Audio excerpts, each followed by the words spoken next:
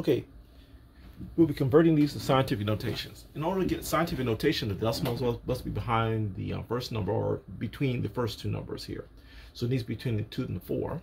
So we're going to move it here between the 2 and the 4. So it becomes 2.4 and then the 3. And then we put a times 10 behind it. And since this is one move here, this will be a first power. Now, the original number 24 is a number that's larger than 1, so we'll represent that by a positive 1. And we'll bring down now our times 10 to the second power. Times 10 to the second power.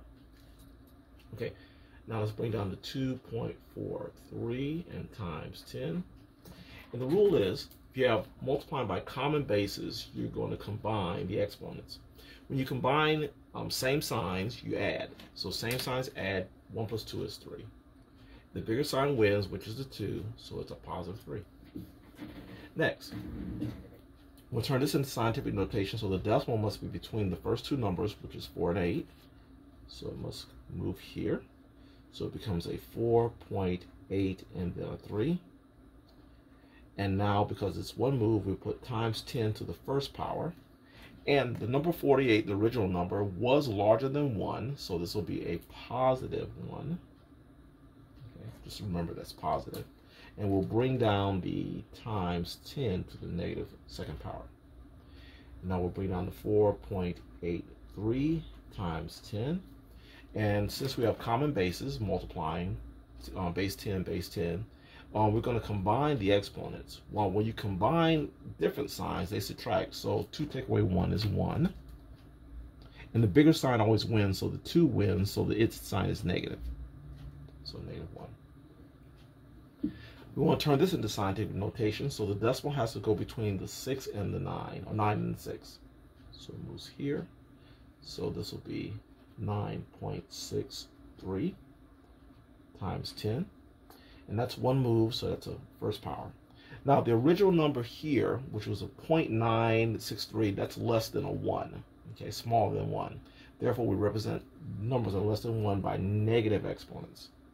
And then we'll bring down our times 10 to the first power. Now bring down 9.63 times 10. And the rule is, if you're multiplying common bases, then you're going to combine the exponents. So these are different signs. 1 take away 1, it'll be 0. And 0 doesn't require a sign. Next, we want the decimal between the 3 and the 6 for scientific notation. So it'll go here. So it becomes 3.6 and then 4 times 10. Since we have one move, this will be to the first power. And this original number, 0.364, was a smaller number than 1, so this is going to be a negative exponent. Now we'll bring down our times 10 to the negative 1 power. And our 3.64 times 10 comes down. And common bases, multiplying common bases means we combine exponents. Same signs add, so we'll get 2. And the bigger sign wins. They're both the same size, so we're going to use negative from here. Okay. Next, we want the decimal between the 2 and the 4. So it's going to move here, here, and then there. There we go. So we'll get 2.43456. And this will be times 10. And that power will be, let's see, 1, 2, 3. So 3. And this is a larger number, 2,434. So that'd be positive. So just remembering it's a positive number. And then we'll bring down our times 10 to the negative second power. Okay. Now we're going to do a little bit of rounding here. This is not a rounding number. Rounding numbers are 5, 6, 7, 8, 9. And so 3 is not a rounding number, so we'll just use the 2.4. And this will be times 10. And we combine these two. Different signs subtract, so 3 take away 2 would give us a 1. And the 3 is larger, so it's a positive 1. So 2.4 to 10. Okay, once again, we want this to be scientific notation, so the decimal has to go between the 2 and the 4. So let's move it there. 1, 2, 3. So we get 2.4, 3, 4, 5, and 6 times 10. and that was 3 moves, so this will be a 3, and then times 10 to the second power. Okay, and we will use rounding here, so we'll keep 2 decimal places, and behind the 4 we have a 3, so 3 is not a rounding number, so this will be 2.4 times 10. And since we have common bases, we will combine the exponents. So 3 and 2 combined, same signs add, we get a 5.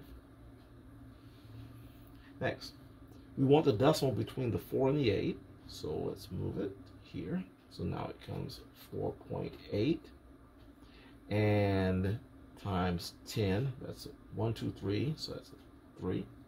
Now 0.0048 is a small number, less than 1. So we'll represent that by using a negative exponent and bring down the times 10 to the 4th power.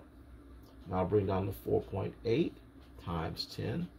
And common bases multiplied means we're going to combine the exponents, so negative 3 and 4. Different signs subtract, so we'll get 1. The bigger number is 4, so it'll be a positive 1.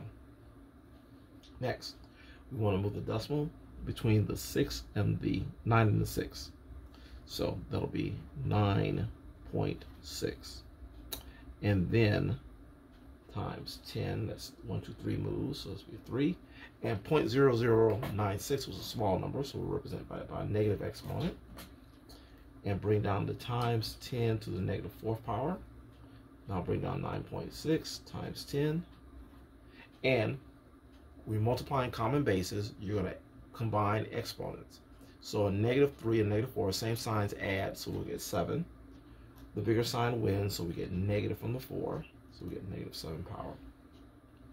Okay, this one right here, we're going to move the decimal twice to bring it between the 6 and the 4. So we get 6.4 and 5. And that'll be times 10, and that was 2 moves, so that's second power. The number here is less than 1. 0.0645, so represent that with a negative exponent.